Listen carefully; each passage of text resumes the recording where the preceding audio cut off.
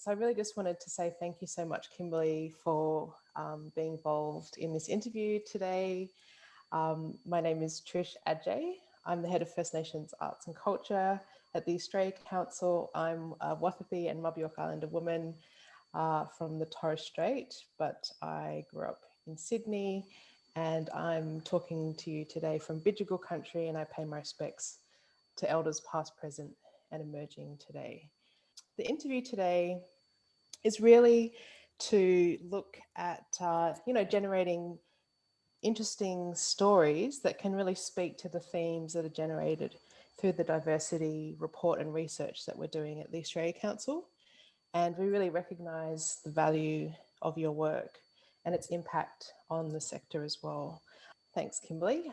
So I'll just ask you to introduce yourself and give a quick overview of your practice and the organisations that you work at that will inform the focus of this conversation. Well, thanks for having me. My name's Kimberley Moulton. I'm a Yorta Yorta woman. I'm from northeast of Victoria. I grew up in Shepparton, and I live in Melbourne now, and I'm living on Wurundjeri country, and I work on the lands of the Wurundjeri and the Bunwurrung people of the Eastern Kulin Nation. And I work at two places at the moment. I'm senior curator for Southeastern Aboriginal collections at Museums Victoria, and I'm also the artistic associate for Rising Festival, which is the new Melbourne International Arts Festival and White Night kind of reimagined. So I work in curatorial roles for both organisations. My background is mostly in Southeastern Aboriginal cultural material, but I have a practice really at the intersection of contemporary First Nations art and culture and historical material in the archive. So that's something that I'm really interested in and passionate about. And in my spare time, I also sit on the board. I'm deputy chair of the Shepparton Art Museum, and I also sit on the board for Barpadilla Foundation, which is an Aboriginal-run non-for-profit. And I also sit on the Australian Art Critics Association. So, yeah, that's me. Great! Wow, that will keep you very, very busy. Lots of amazing projects and great organisations that you're working with as well. Yeah, really lucky. What are the main sort of ideas and influences that currently drive your practice and the types of projects that you work on?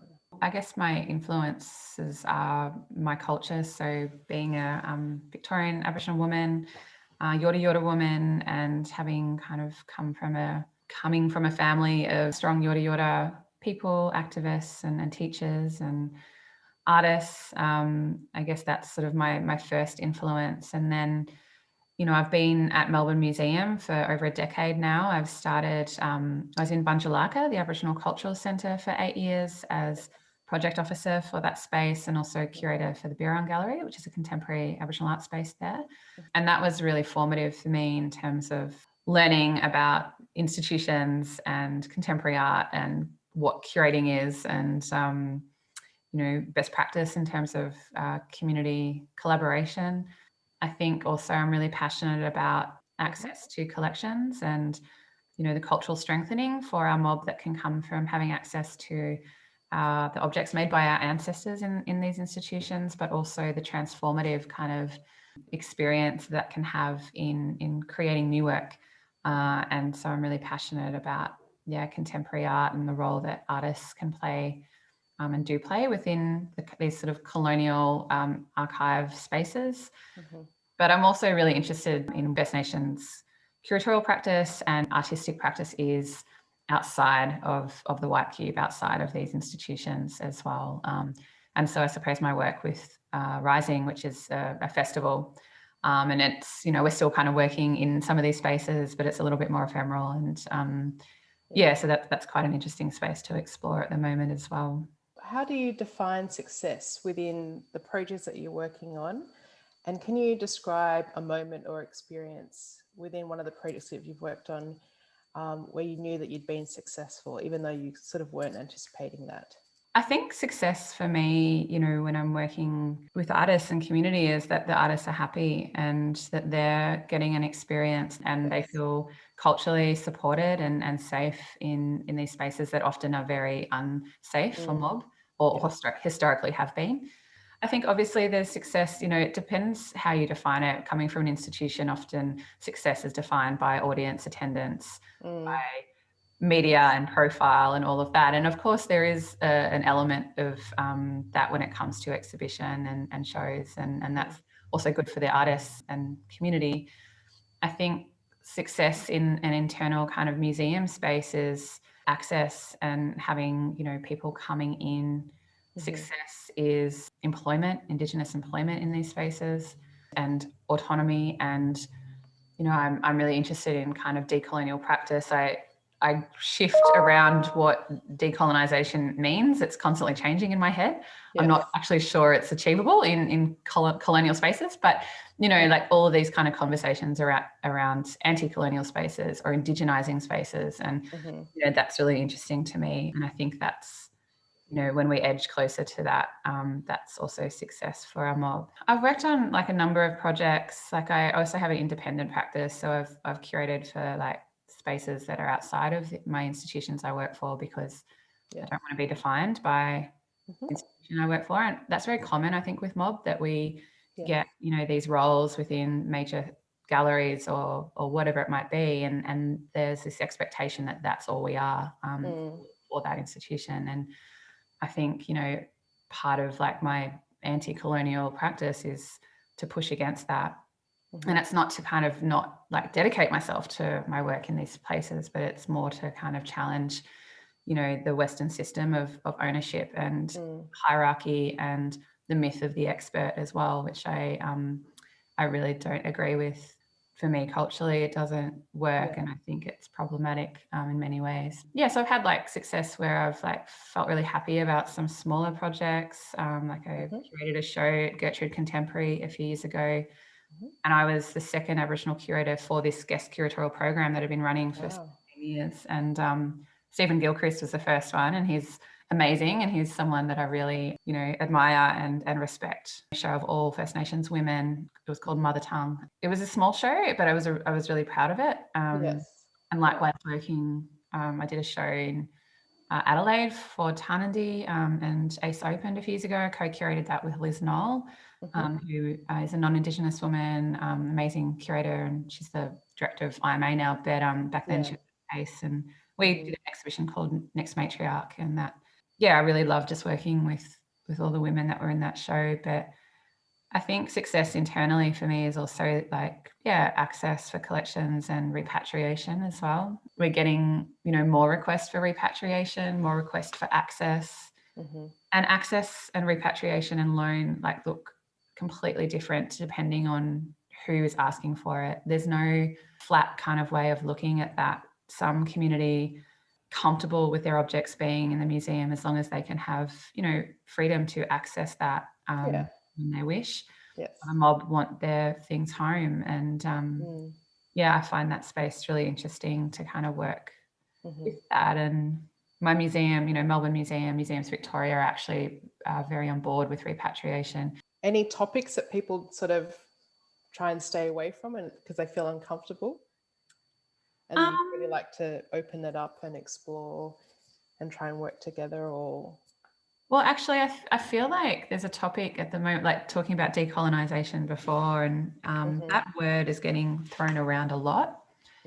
And now I feel like in institutions there's like there's capital, there's a cultural capital that comes with like saying you're decolonizing or embedding, decolonial methodologies like in what you do. And it's like, well, what does that mean? Does it mean like doing a NAIDOC event?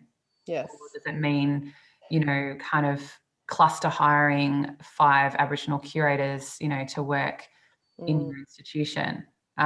That's decolonizing, like to me, not this sort of tokenistic approach to what that means. Or, executives might do one decolonization workshop and think that they're really kind of got it sorted, and I mean, that's great, but yeah, I'm kind of seeing more and more of this decol talk in institutions and co-opted by non-Indigenous people as well, which I find really problematic. It's just another kind of, you know, colonial attitude to the like labour of Black folk and Indigenous folk. So that, you know, is, I think, needs to be spoken about more and what, that looks like in institutions.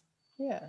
Are there some rewarding aspects, or you've talked a bit about, you know, being able to provide access and the work that you're doing in terms of decolonizing institutions and spaces. Are there other sort of rewarding aspects of your job that you see working in the sector?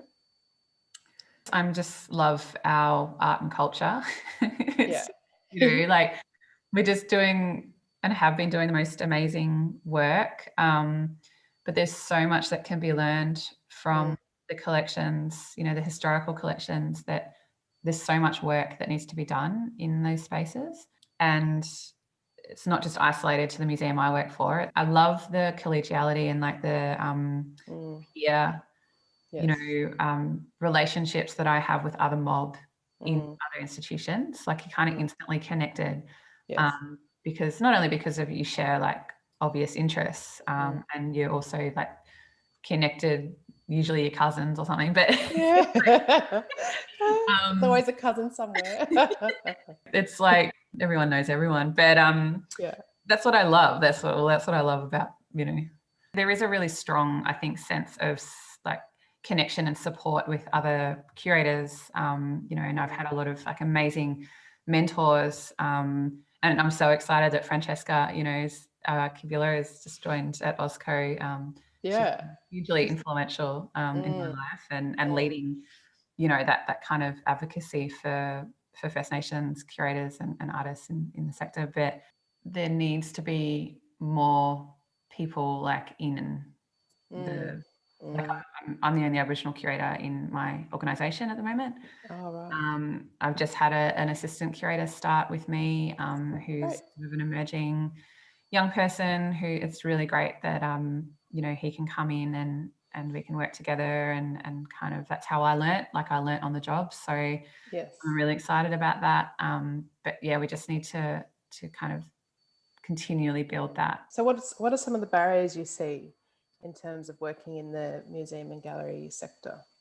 I think like there aren't a lot of jobs, you know, obviously like this has been a problem for a long time, but going to university and studying, you know, arts curatorship or whatever it might be, like there's not a lot of actual jobs at the end of that degree. But I think for mob, like I guess from what I'm seeing is just kind of, it comes down to economy a lot of the time and money, and, you know, institutions not having financial resources to hire more people.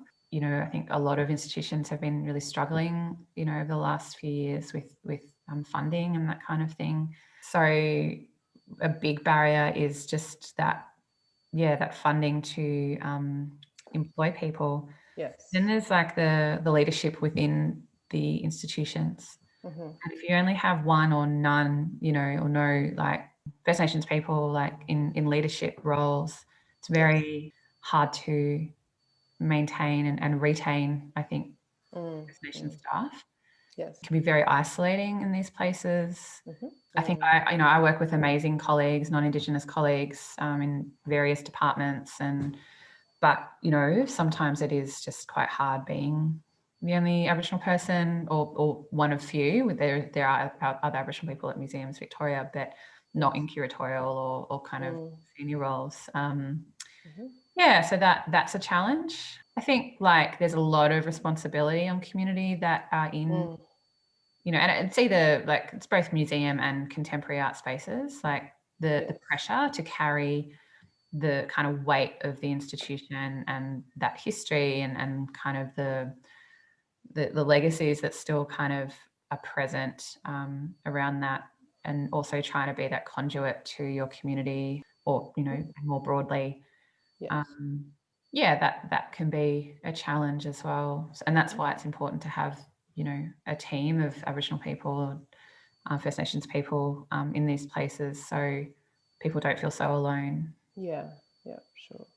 I know, or the museum that I work for, they are really genuine about wanting more Aboriginal people working for them, but there still seems to be a problem, Yeah. and across different organisations. Maybe it's just the internal mechanisms that are still an issue.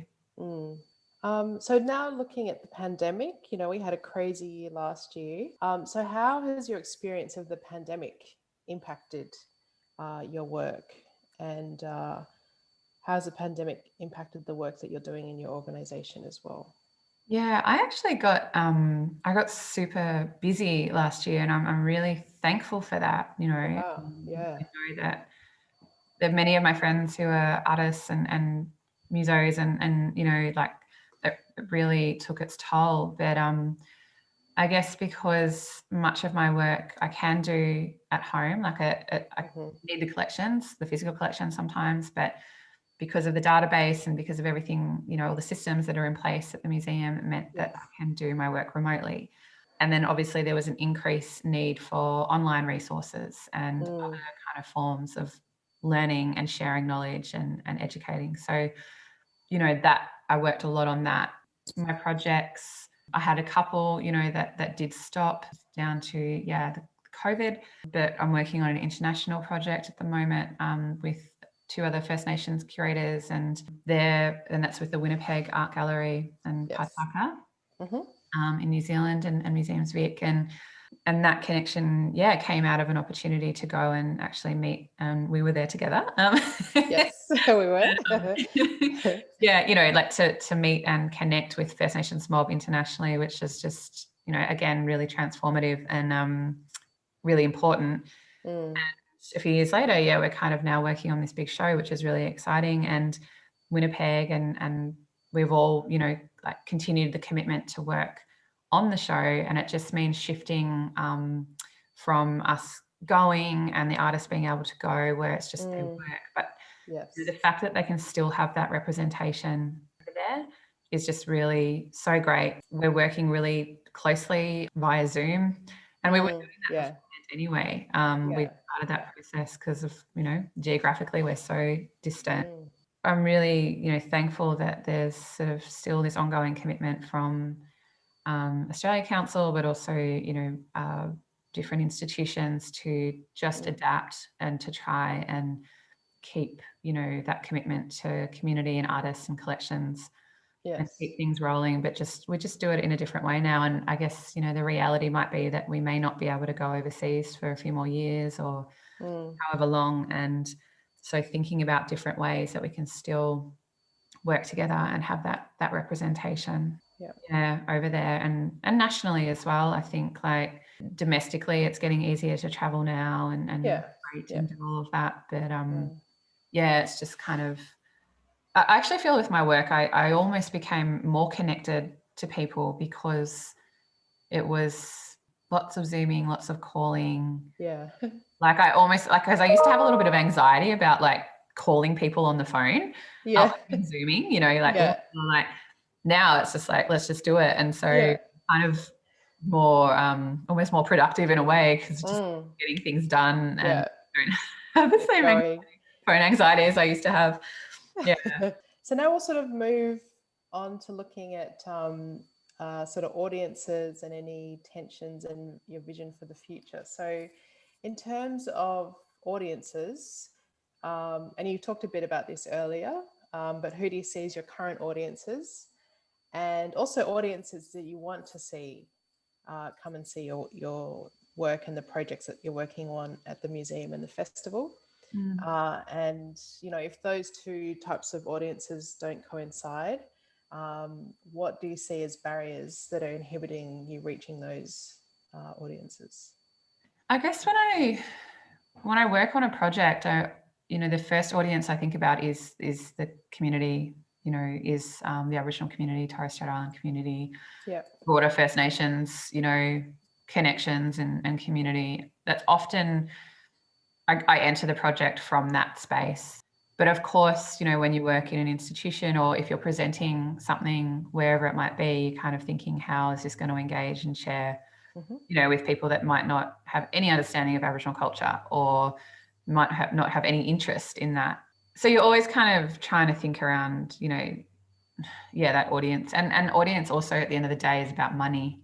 When you're working for an institution or festival or whatever, unless it's like a free ticketed event or something, often it's around economics as well. But yeah, I guess like a lot of the projects I'm doing, it's sort of speaking to my community or the broader mob. And then I guess what I'm interested particularly at the moment, and a lot of my projects sort of intersection of contemporary arts practice and you know, intervention or kind of critical thinking around the archive and colonial collections or old collections from our old people, our ancestors. So, you know, and I want to kind of like challenge this binary that, you know, something belongs in a contemporary art gallery and something belongs in a museum, to get people thinking around historical objects and how they connect into contemporary living Aboriginal culture and you know, really challenge ideas of time and space in terms of like not linear, you know, like things in a linear way, and the way that objects can influence and resonate, you know, with energy and history. And so I guess, yeah, making work that looks at all of these things that might actually, you know, challenge the viewer if they are expecting to come to a museum and see an object and just think about history and the past. I guess kind of just start these dialogues, which is really interesting to me and important. And the audience can be anyone, you know, in that way. It's just depending on how they enter the space and how they're in what mind frame are they open to this, or but there's also like other ways of doing things that it speaks directly to people that are either interested or already engaged in culture and art, or that aren't. And so I'm kind of thinking about shows or projects that might speak to, you know, people that have never engaged in an Aboriginal person or history before. I don't know if my audience is changing, you know, as I like. It just depends on the project. It depends on the context. It's kind of hard to broadly speak about it, but it's very subjective to what you're kind of doing, I suppose. How do audiences respond to some of the work that you've done, and you know, how does that make you feel about your work, and are there any sort of limitations in the way that you see your work or the projects being received? I've had like generally really positive responses to like the shows that I've done. I mean, it's great when you get a good review or people are connecting, you know, conceptually to what you're trying to do and to the artist's work. I think when I hear from community that they were really happy or they really enjoyed it or they thought it was cool, like that makes you feel great, you know. And that's going back to that idea of like what defines success. Like success for me isn't like getting my name in the paper or being like, you know, Australia's top Aboriginal curator or whatever. Like that's not success for me. It's actually about doing just really solid projects and enjoying it and feeling happy, and community and artists and everyone, you know, audiences enjoying it. Like that's really important. So, and likewise, I suppose like critical or critique, you know, is important.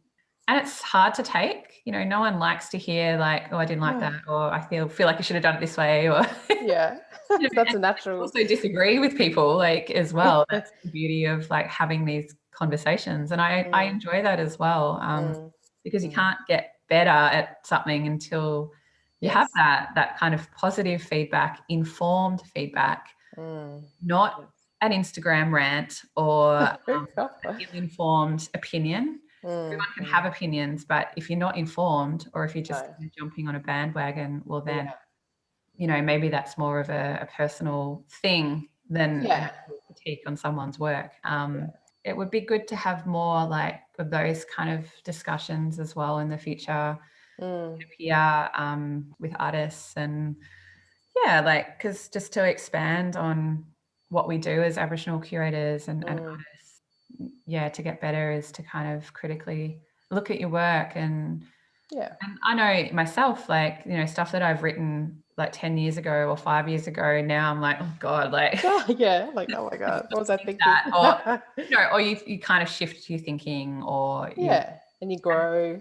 Exactly. And you're allowed to do that. Like, I feel like there can be such harsh judgment on people, you know, and in the industry sometimes. And it's like, you know, we're all growing, and if you can be humble enough to like suck it up and say, yeah, maybe I could have done this better or differently or whatever. Yes. how you grow. So yeah, that's all really important. So just sort of looking towards the future, what's your vision for the future now that we've had this great disruption with COVID and everyone sort of slowing down, working from home, being on Zoom? What would you like to see as the new normal? I suppose like that pressure of not having to go in the office, and having time to breathe and just do your own thing but work has been really good for me. Like I think it took a while for everyone to get in the groove and figure out how to do that. But now I feel really confident kind of working from home and quite productive. I think the new norm, I don't know what that means. I think I worry that we're just going, and I myself have even just gone back into it. Like I said to you when we first, you know, caught up before, I'm so busy and I feel really burnt out at the moment. I feel the world is almost just kind of going back into that again and not learning the lessons that we had, where it was about kind of the simple things in life as well, and really genuinely going back to cooking and caring for each other and caring for country and appreciating country and all of that. And so we have to reflect on that, because you know, a lot of the practice I'm seeing that I'm interested in, and these sort of topics around sustainability and you know, community care and cultural care, but also care for land and our climate and everything that's happening. You know, these are the things that are pertinent to us right now as First Peoples, but also, you know, really to the world. And I would like to see, you know, that focus continue in the arts, but also, you know, obviously with our government and with our healthcare system and all of us to kind of really, invest ourselves in that. So maybe that is kind of a new norm, but also like, I guess maintaining these connections. I've had some amazing, I think we're all over Zoom, and like the thought of now like doing a Zoom it's like or conference, like you know, going, oh God. But at the same time, everything is a little bit more accessible. And internationally, you know, like I had the opportunity to speak at a conference in Norway for the Arctic University, I think it was, or the Sami University, sorry. Great. Last year. And that came through, you know, a connection that I had from doing some work over there a few years ago. But you know, like I got to participate in this amazing conference on Sami history and decolonial practice, and kind of learned from all these amazing practitioners over there. You know, I was in my lounge room, and I think like prior to COVID, that wasn't really a thing. People might have do something or gave a keynote maybe via, you know, the internet, but it wasn't really an accepted thing, or we also weren't in a position technically a lot of the time to be able to do it. So that I think is exciting to maintain connections. Great. And just a final question. So do you have any goals for what you want to do for your next work or project? And what type of resources or tools do you think you need for these activities?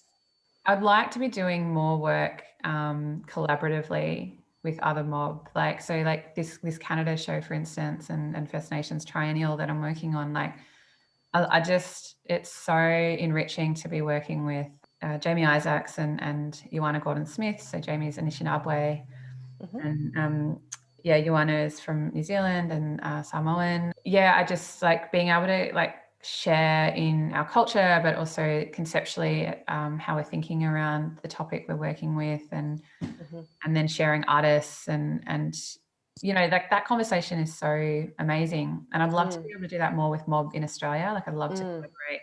You know, I've got a few close friends that are curators as well, and we're always dreaming up these like projects that we'd love to do, or you know, so to be able to bring kind of those conversations together in collaborative ways with institutions, you know, supporting that, like, so, and also be able to take it to the regions. I think it's really important that we don't forget, like, it's very easy to stay, especially when I work in the city, to stay kind of quite, you know, urban, like city centric in my thinking around where exhibitions could go or how we could tour collections. But to be able to go regionally, yeah, I think is really important as well.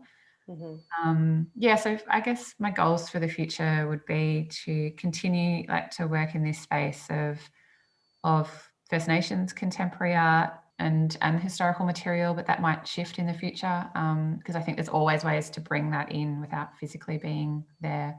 Write more, maybe, and do more research. Like I'm also want to like look at different like methodologies around curating, like how to form really deep, long, you know, term kind of projects with connections with artists and community that go beyond just like a show. Yeah, changing that, but also I don't know, just like to see more Mob in museums, galleries. And, you know, being directors of Aboriginal departments, being directors of, you know, Aboriginal art galleries or national institutions that are being developed at the moment. Like, for sure. Great. That's a lot. I don't know. Yeah, it's great to have that balance between, you know, work and life and family and friends. So, yeah, it's all very exciting. But thank you so much for your talk today. It was really, really interesting to hear about the type of projects that you're working on, the different institutions that you work with, all the boards that you're on as well. And yeah, the sort of themes around decolonizing practice and community engagement and access and participation for Mob, and getting more blackfellas into galleries and museums across Australia, but also overseas with our Indigenous brothers and sisters as well. But I really appreciate the work that you do. So thank you so much for your time today. Thank you. Yeah, and I thanks for interviewing me, and I appreciate your work as well. It's really great to have Mob, you know, doing what you're doing. So thank you.